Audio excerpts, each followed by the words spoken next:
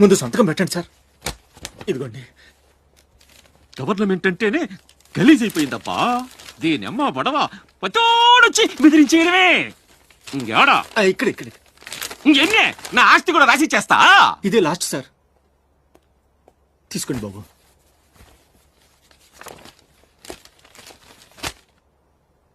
అంతా ఓకే.